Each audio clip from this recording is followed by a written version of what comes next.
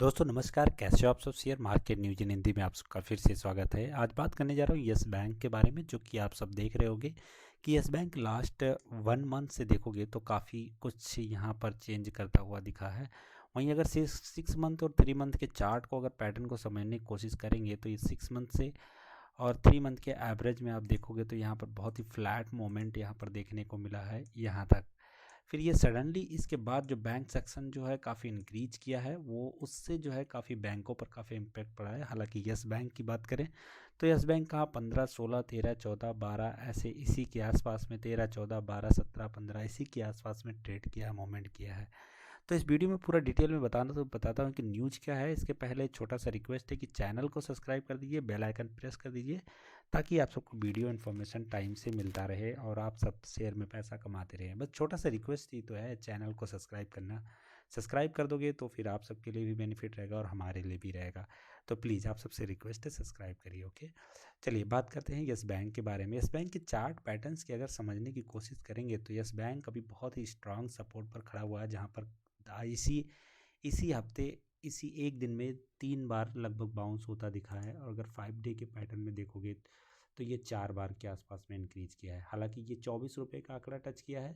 अभी 14 दिसंबर की बात करें तो अभी इसी पर मोमेंट करता हुआ दिख रहा है।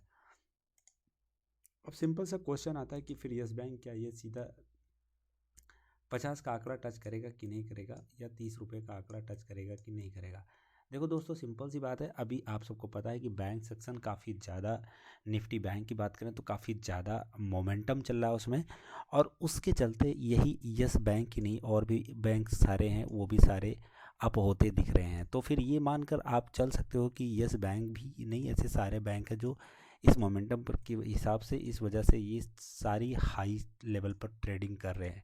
ठीक है, तो इसमें अगर निफ्टी बैंक की बात करें, अगर वो इसमें फिर डाउन होना शुरू हो गया, जैसे कि आज अचानक इवनिंग के मार्केट को अगर आप देखोगे, एनालिसिस करोगे, तो निफ्टी 50 से सेंसेक्स लगभग 800 अंक के आसपास में डाउन हुआ, जिससे स्ट्रॉन्ग सेलिंग देखने को मिली शेयर्स में।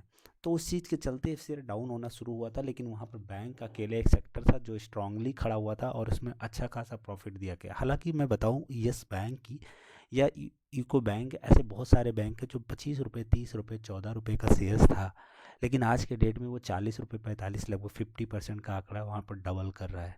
तो बैंक सेक्शन अभी पूरा तरह से वॉलेटाइल है और उसके चलते ये शेयर्स के रेट बढ़ते जा रहे हैं। चलिए देख लेते हैं कि न्यूज़ क्या है यस बैंक का। यस बैंक के शेयरों में आज फिर तेजी, लेकिन इस ब्रोकरेज फर्म को 28% की गिरावट आने का अनुमान है। क्या है न्यूज़ में बताता हूँ। यस बैंक के शेयरों में गुरुवार को 15 दिसंबर को एक फिर तेजी के साथ बंद हुआ। इससे पहले बुधवार को इसके शेयर में 8% से गिरावट की देखी गई थी। आज भी यस बैंक के शेयर में गिरावट के साथ खुले थे, लेकिन जल्द ही यह शेयर हरे निशान में आ गया।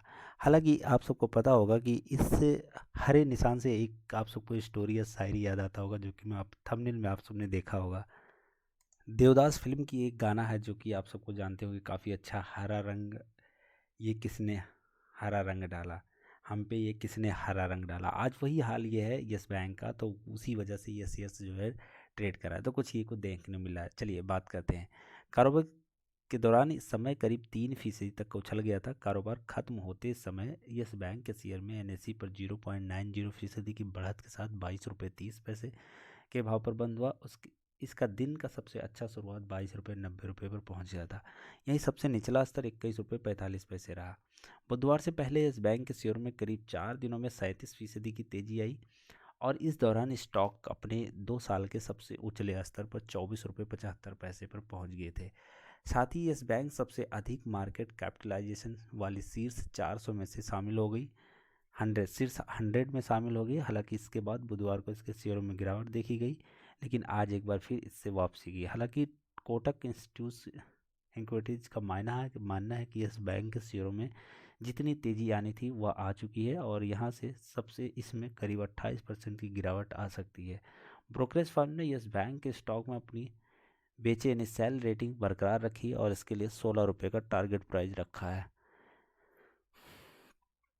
प्राइस तय किया है। ब्रोकरेज फर्म ने कहा यस बैंक जिस वैल्यूएशन पर ट्रेड कर रहा है इससे हम हैरान हैं और अपने नेगेटिव व्यू को दोहराते हैं, यस बैंक के शेयरों में हिस्सेदारी बेचकर फंड जुटाने की डील और अपने बैड लोन को एआरसी को ट्रांसफ़र करने की डील से जुड़ी खबरों के बाद से तेज़ी आई है। लेकिन इन डील के बारे में पहले ही ऐलान हो चुका था और यह कोई नया घटनाक्रम नहीं है। ब्रोकरेज ने कहा, हालांकि ये दोनों डील यस बैंक के लिए महत्वपूर्ण उपलब्धि है, लेकिन इस प्रीमियम वैल्यूएशन को वाजिब ठहराने के लिए हम जो वर्तमान में देख रहे हैं, ये सबसे अधिक देखने की ज़रूरत नहीं है, उससे अधिक देखने की ज़रूरत नहीं है। रिसर्च फर्म ने आगे कहा है कि इसमें हमने इससे पहले मॉरेटोरियम अवधि खत्म होने के बाद बैंक के कैपिटल स्ट्रक्चर, उनकी लायबिलिटी, फ्रेंचाइजी में सुधार करने की क्षमता और कर्मचारियों को अपने साथ बनाए रखने की क्षमता पर चिंता जताई थी। ऐसा इसलिए क्योंकि कंपनी के को वापस सही ट्रेड पर आने का समय लगता है। मॉर्गन स्टैनली को 8% की गिरावट की उम्मीद है। बता दें कि global brokerage firm Morgan Stanley ने भी यस बैंक के शेयरों को अंडर वेट रेटिंग के साथ कवर करना शुरू किया है और इसके लिए 20 रुपये 50 पैसे की टारगेट प्राइस तय किया है।